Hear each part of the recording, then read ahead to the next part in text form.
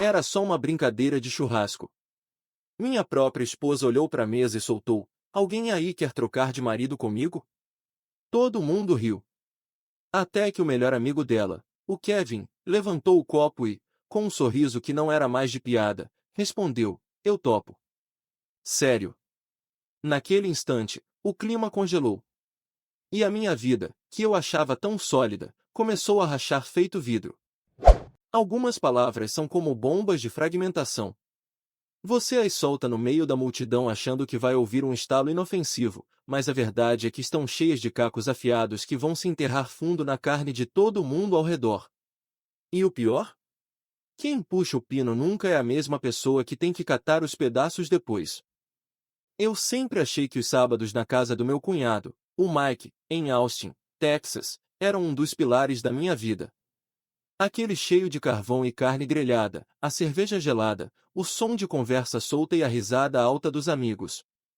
Era o meu porto seguro, o ritual que provava que, depois de uma semana de trabalho duro como gerente de obras, eu tinha construído uma vida boa. Uma vida com a Carla. Carla era o meu outro pilar. Conhecemos na faculdade, ela fazia design de interiores. 10 anos juntos, 7 de casamento.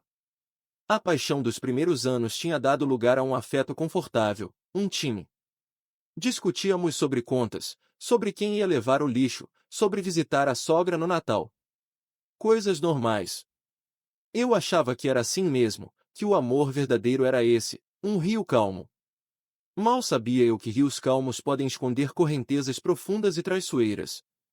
Aquele sábado estava igual a todos os outros. O sol castigava, o gelo derretia rápido no cooler, e a piscina reluzia convidativa, mesmo com as crianças fazendo aquele barulheiro de sempre. Carla estava linda, num vestido leve, aquele seu sorriso fácil iluminando o rosto enquanto ela ajudava a cunhada, a Sarah, na cozinha. Eu me sentei à mesa com Mike e mais alguns caras, falando de futebol americano e do preço absurdo dos picapes novas. Foi quando a Carla veio até a mesa, com uma bandeja de drinks que ela mesma tinha inventado, algo com limão siciliano e hortelã. Ela serviu todo mundo, deu um beijo rápido na minha testa, e então, com aquele brilho nos olhos que eu atribuía à diversão, ela olhou em volta. A conversa tinha caído. Foi um daqueles breves silêncios que acontecem em reuniões. E ela aproveitou. Então, gente, ela começou, com a voz um pouco mais alta, teatral. Tá todo mundo satisfeito aqui? Porque olhando em volta, tô achando que tem marido em promoção. Uns sorrisos tímidos surgiram. Ela continuou, o tom claramente de brincadeira. Falando sério, ou nem tão sério assim. Alguém aí quer trocar de marido comigo? Só por um fim de semana, hein? Dá um refresco. A mesa explodiu em gargalhadas. Foi uma reação imediata, de alívio, de reconhecer o absurdo da piada. Até eu ri, sacudindo a cabeça. Larga a mão, Carla. Quem é que ia te aguentar direito? Falei, tentando entrar no jogo. Ela me cutucou, rindo. As risadas duraram talvez 5, 6 segundos. Estavam começando a morrer naturalmente quando uma voz falou do outro lado da mesa, perto do churrasqueiro. Eu topo. A voz era calma, firme, e não tinha mais aquele tom de brincadeira. Todo mundo virou. Era o Kevin. O Kevin era o melhor amigo da Carla da época da faculdade de arte. Eles eram próximos, sempre foram. Eu nunca tinha me importado, na verdade, até gostava dele. Era um cara tranquilo, fotógrafo, sempre com uma história interessante. Ele era solteiro, o amigo gay honorário do grupo, como a Carla e as amigas diziam. Exceto que, naquele momento, olhando fixamente para Carla com um meio sorriso que não chegava aos olhos, ele não parecia nada honorário. O silêncio que se seguiu foi diferente do anterior. Era pesado, cortante. A Sarah, na cozinha, parou de mexer a salada. Mike olhou de mim para Kevin, confuso. As crianças pareciam sentir a mudança no ar e pararam de correr. Carla ficou paralisada, segurando a bandeja vazia. O sorriso dela congelou no rosto, depois se transformou em uma expressão de puro pânico, seguida por uma risada forçada, aguda.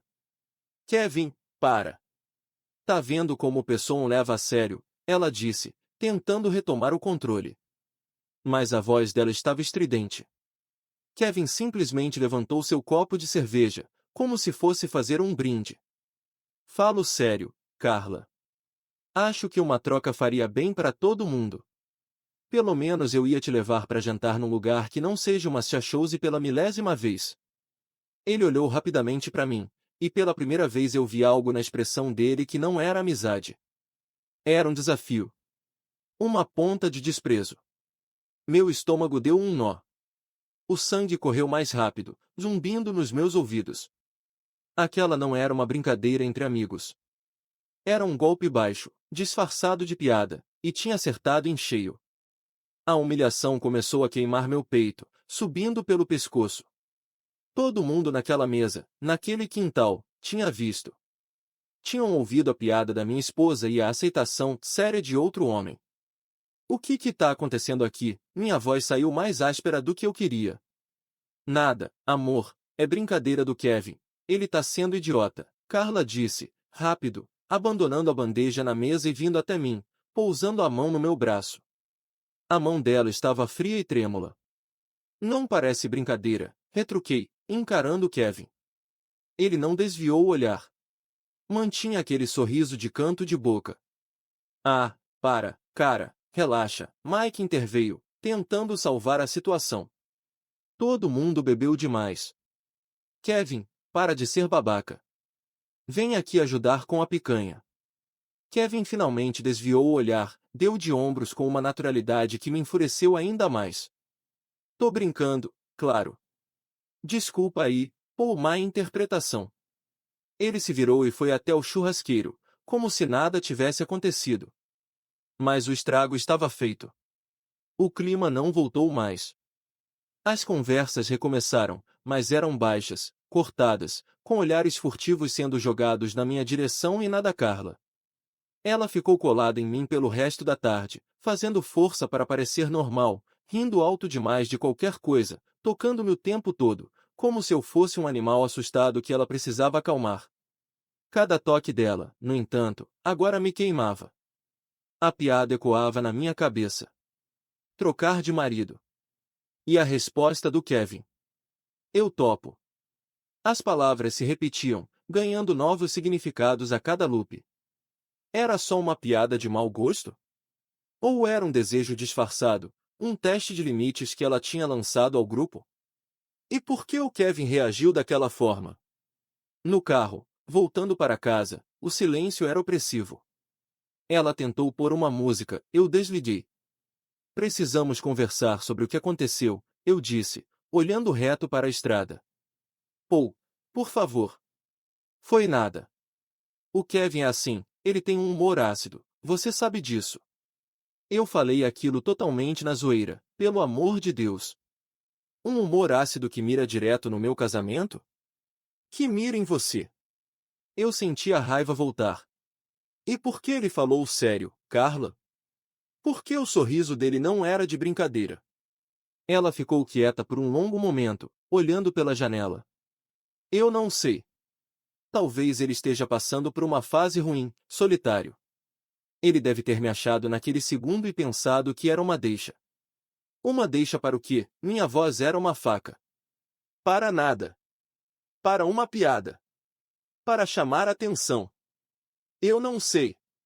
Ela gritou, e então começou a chorar. Você está fazendo um drama de uma coisa besta.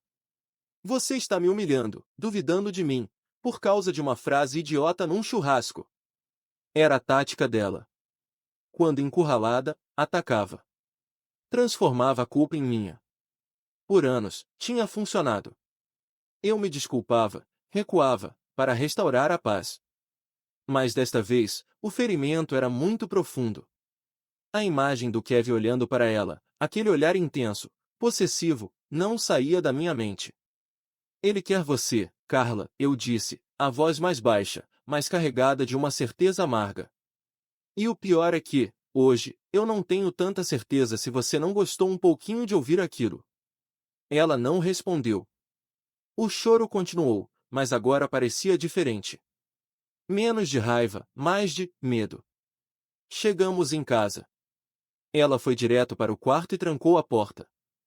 Eu fiquei na sala, no escuro, ouvindo o tic-tac do relógio da cozinha, sentindo o chão da minha vida, daquela vida que eu achava tão sólida, tremer sob os meus pés. A piada não era mais uma piada. Era uma fissura. E eu tinha um pressentimento terrível de que ela ia se alargar, até engolir tudo. A semana seguinte foi a mais longa da minha vida. A Carla e eu nos transformamos em dois fantasmas cordiais compartilhando o mesmo espaço. Ela fazia o café da manhã em silêncio, eu murmurava um obrigado e ia para o trabalho mais cedo que o habitual. À noite, ela dizia que estava cansada e ia dormir no quarto de hóspedes. Preciso de um tempo para respirar, Paul. Você está sendo tóxico, ela disse na quarta-feira, quando eu tentei, mais uma vez, tocar no assunto. Tóxico. A palavra ecoou. Eu, o traído, o humilhado publicamente, era o tóxico por querer respostas. A lógica dela me deixava atordoado. Mas uma parte de mim, a parte que ainda amava a mulher com quem eu tinha planejado uma vida, começou a questionar. Será que eu estava mesmo exagerando?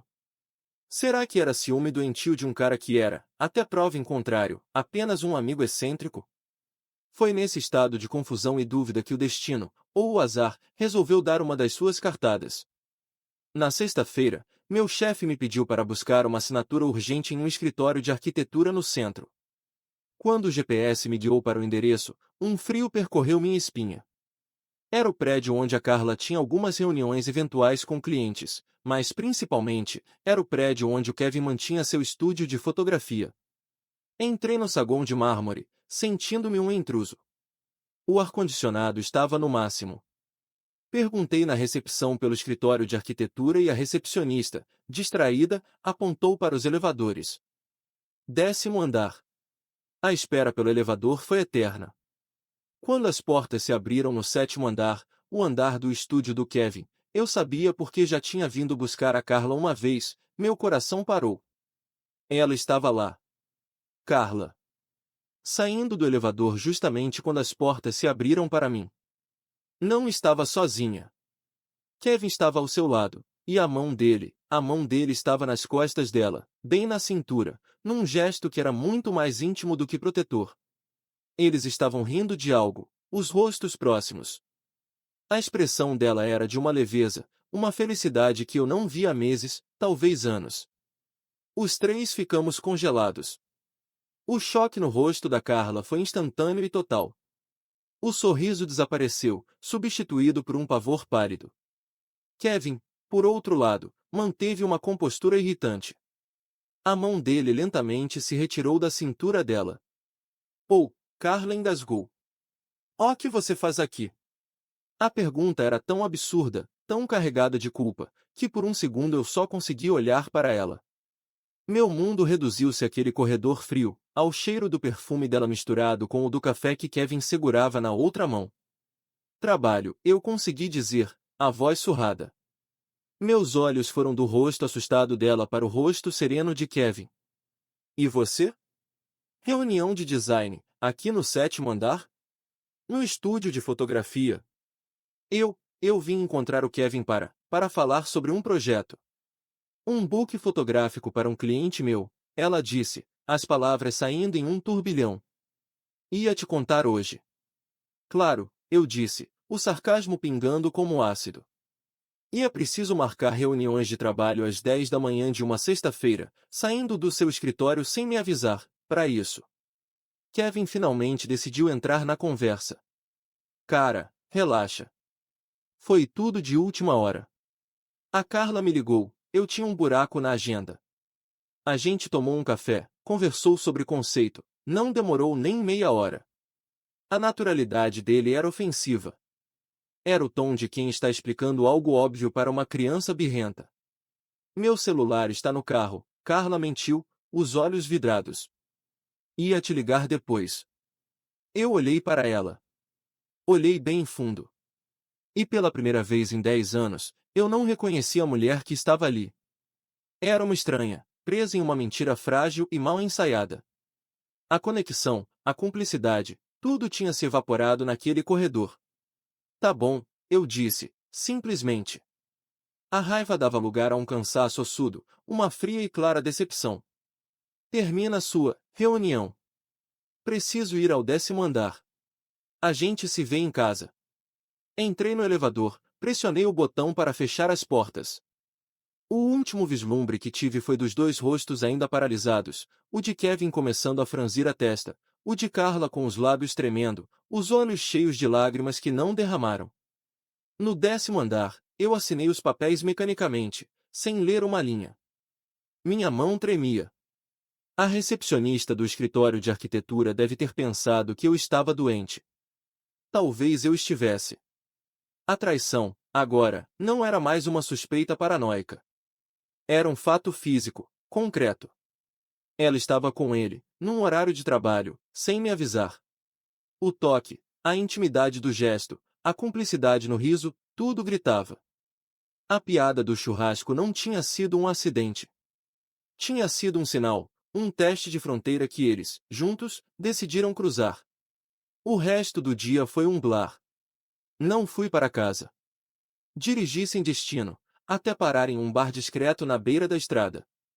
Fiquei horas lá, um copo de uísque na frente, revivendo cada segundo dos últimos meses. As noites que ela dizia ter encontro com as amigas. O celular que agora estava sempre com a tela para baixo. A distância emocional que eu atribuía ao estresse do trabalho dela. A falta de interesse em qualquer momento íntimo e especial entre nós, que ela justificava com cansaço. Era tudo tão clichê. Tão dolorosamente óbvio, em retrospecto. Eu era o marido cego, o trouxa confiante, pagando as contas da casa que talvez já fosse, em seus pensamentos, a casa dela com outro homem. Quando enfim entrei em casa, já era noite fechada. As luzes estavam acesas. Ela estava sentada na sala, no sofá, com os olhos inchados e vermelhos. Parecia ter envelhecido 10 anos. Ela começou, a voz rouca de tanto chorar. Eu juro que não é o que você está pensando. O que eu estou pensando, Carla? Perguntei, parado na porta, sem tirar o casaco. Que tem algo entre eu e o Kevin. Não tem. Ele é meu amigo. Foi um deslize, eu não devia ter ido lá sem te falar, você tem razão em estar brabo. Mas é só isso. Um deslize de amizade. Um deslize, repeti, andando lentamente até o centro da sala. A mão dele na sua cintura é um deslize de amizade? O olhar de vocês dois, tão conectados, é um deslize?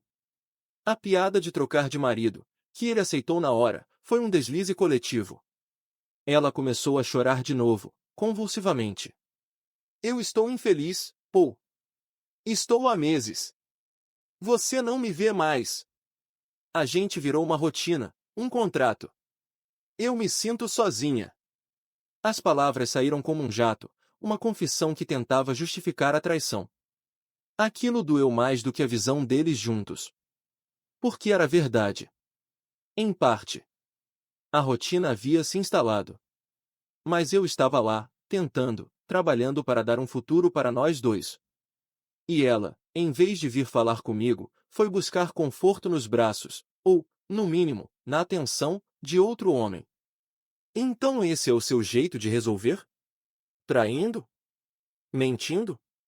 Fazendo eu de palhaço na frente dos meus amigos e da minha família? A frieza da minha própria voz me assustou. Você e o Kevin, já aconteceu algo? Diga a verdade. Por uma vez. Ela levou uma eternidade para responder. Olhou para as mãos, para o chão, para qualquer lugar que não fossem meus olhos. O silêncio era a resposta mais barulhenta do mundo. Não, não da forma que você está pensando, ela sussurrou. Não fisicamente. Mas, a gente se conectou. De uma forma mais profunda. Falamos de coisas que eu não falo com você há anos. São sentimentos, confusos. Era confissão. Tecnicamente, talvez não tivessem tido um momento íntimo e explícito. Mas ela havia traído nossa aliança emocionalmente. Havia dado a outro homem o lugar que era meu. E, considerando o que eu vi, a linha física era uma questão de tempo, de oportunidade. A traição já estava consumada no coração dela. senti um vazio se abrir dentro de mim. Era o fim. Aquele algo mais profundo era pá de cal. Não havia mais o que salvar. Preciso que você saia, eu disse, surpreendentemente calmo. Vai ficar com a sua irmã, com o Kevin, não importa. Não quero você aqui. Amanhã, vamos começar a resolver as coisas. Advogados, divisão, o que for. O grito que ela soltou foi de agonia pura. Não, Paul. Por favor.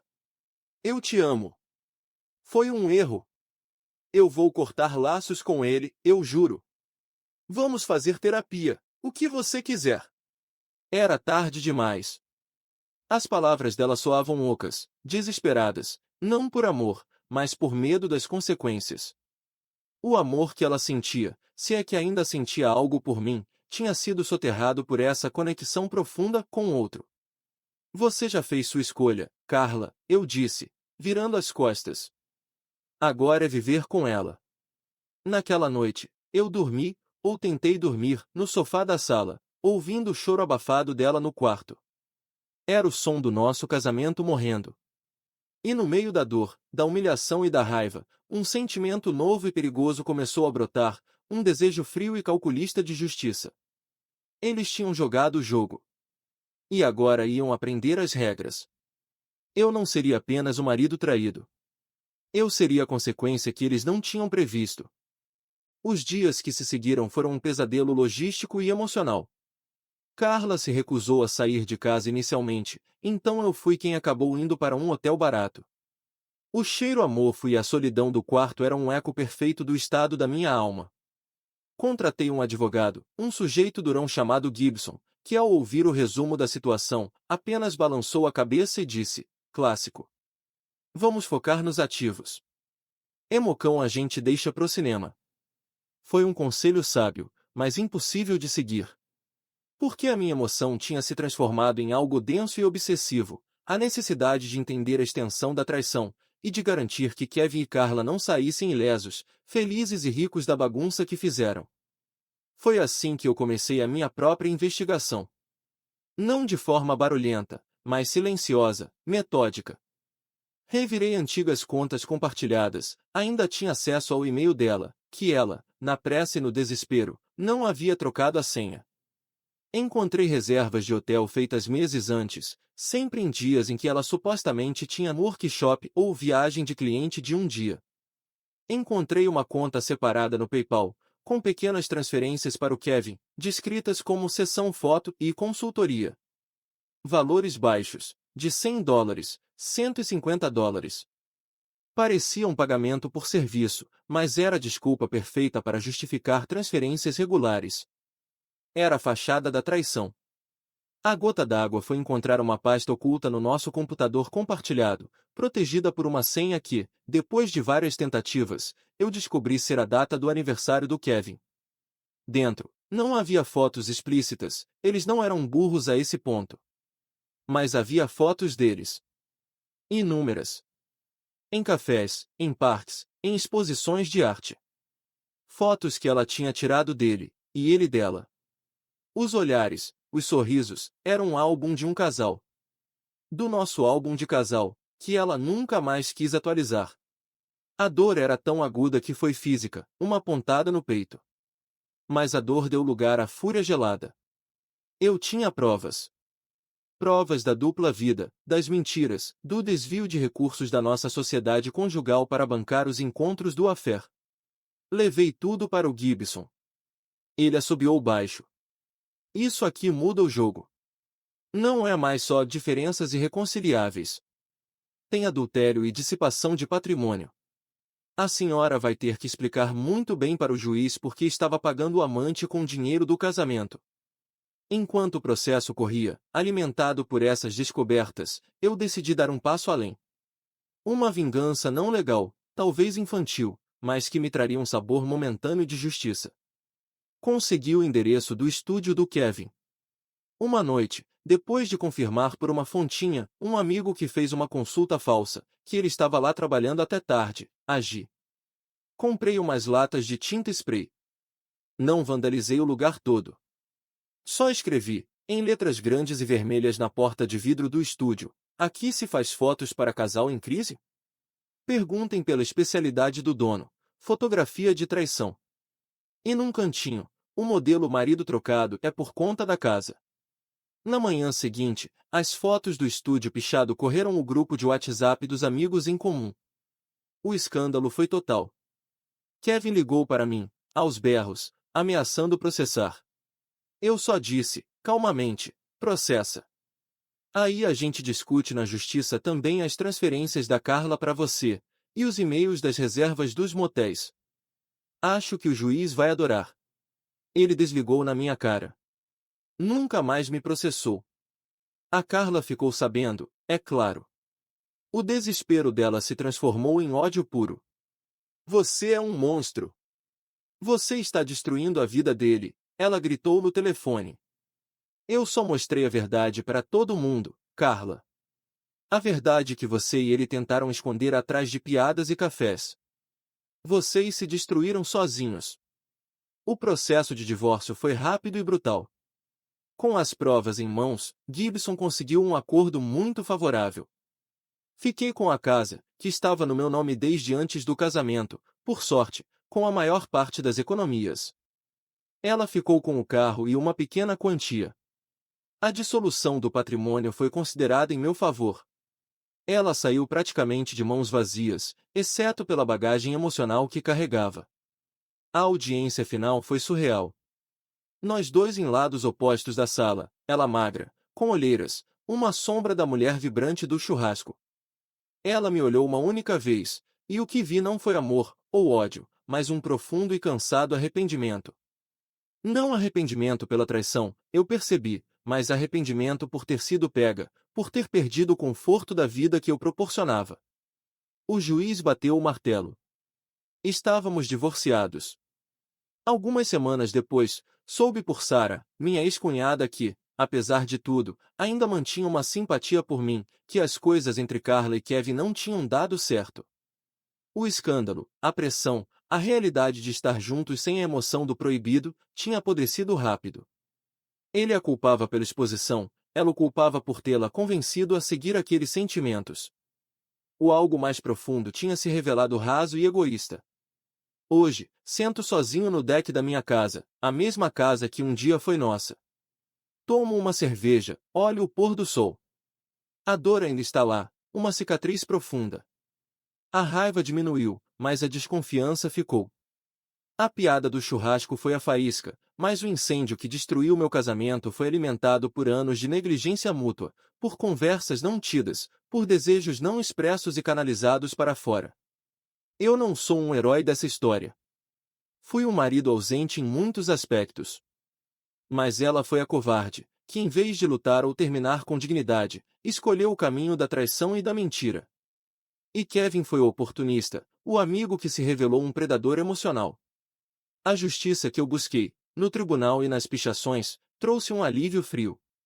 Mas não trouxe a minha paz de volta. Aprendi que algumas ruínas são tão completas que não vale a pena reconstruir em cima. Melhor limpar o terreno e, quem sabe um dia, muito no futuro, construir algo novo. Desta vez, em bases sólidas. E com um detector de mentiras embutido na fundação.